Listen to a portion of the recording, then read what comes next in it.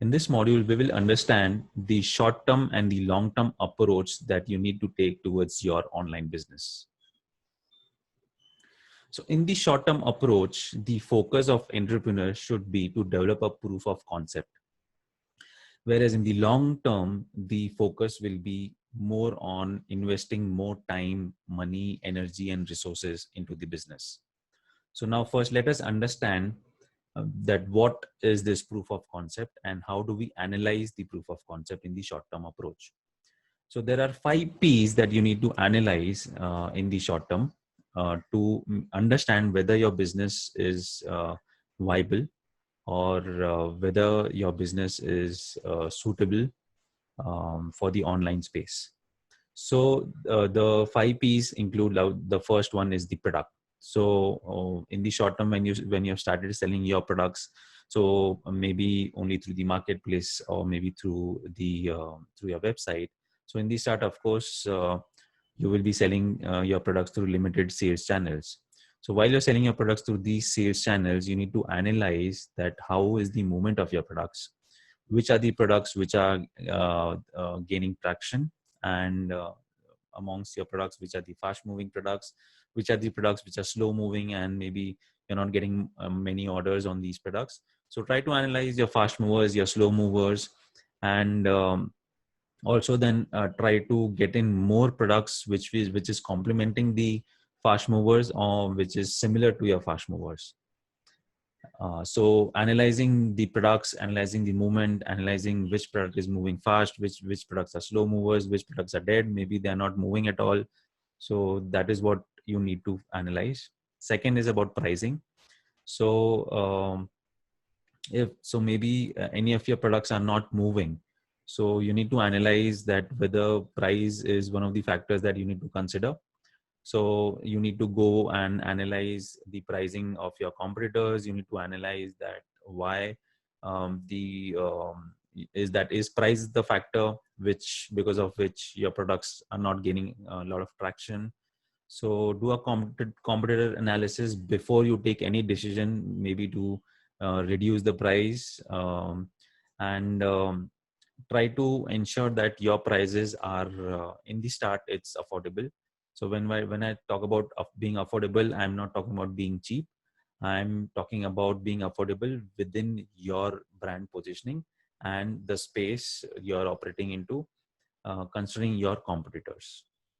Then next is about people. So when we talk about people, it is the major stakeholder in your business at this time that you should look upon is your customers. So you try to analyze the feedback from your customers. Try to analyze that what are they liking about your brand, what are the products that they're buying, and are they liking these products. Um, uh, Try to maybe personally talk to your customers, call them, and understand the feedback from them. And at this stage, please be open to criticism. Don't take criticism as a demotivating factor. In fact, you should look for these critics which will help you to improvise your business in the initial stages. And even if you're getting any bad reviews online, um, try to talk to these consumers, try to understand the feedback, go to the root of the problem, and then try to solve it for your customers. The next P is about process. So of course, when you're starting your business, there will be a lot of chaos into your business. So wherein maybe there'll be multitasking that might be happening. So because of which there might be a lot of gaps in your processes. So first try to identify the gaps in your processes and your systems, which is affecting directly the consumer satisfaction or maybe the consumer happiness. So the processes where you feel because of which your consumers are not happy or maybe you're getting a bad review. So first try to improvise these processes. Then next is about profit. So in the end, after selling the products and services, try to analyze the numbers, try to analyze the bottom line. So what is your bottom line? What are the profits that you're generating? Initially, of course, you will not be able to generate good profits, but then considering that if this business gains scale in the future, so even considering that today, if you're doing any digital marketing activities, the returns that you are getting, maybe it might be just 1x or maybe less than 1x or maybe around 2x. But in the long run, these returns are going to increase. So considering the increase in returns on your digital marketing activities that you do in the future, so even taking these considerations in place, try to analyze the numbers that in the long term, is this business making sense? And here the focus is not to analyze, whether you should take this business hereafter in the future, but more focus is about how to make this business viable, identify the gaps and fill up these gaps. The second approach that I've seen many entrepreneurs that they take in the short term, or when they just start a new business, especially the online businesses, they consider the online business as a trial and error. So they start the business with this approach that it is just a trial and error business. So if it clicks, I'll focus on this business. If it doesn't click, I will not focus on this business. And with this approach, they try to outsource everything. They don't focus themselves on the business, because of which many businesses have failed. So please don't take this approach of a trial and error, and don't consider this as this may be your second line of business for maybe a few months, since this business will not settle down. But don't have this approach of trial and error, or maybe since it is a second line of business, you may not focus a lot on this business. In fact, this is the time where it requires your attention.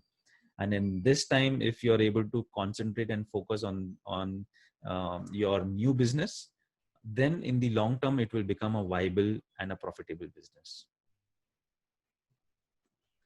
Now, once you have developed the proof of concept, once you are confident that, yes, I'm getting positive feedback from consumers are accepting the product. So maybe out of 100 products sold, 90 customers are happy about your products. So of course you will have dissatisfied customers. So try to improvise on the dissatisfaction levels.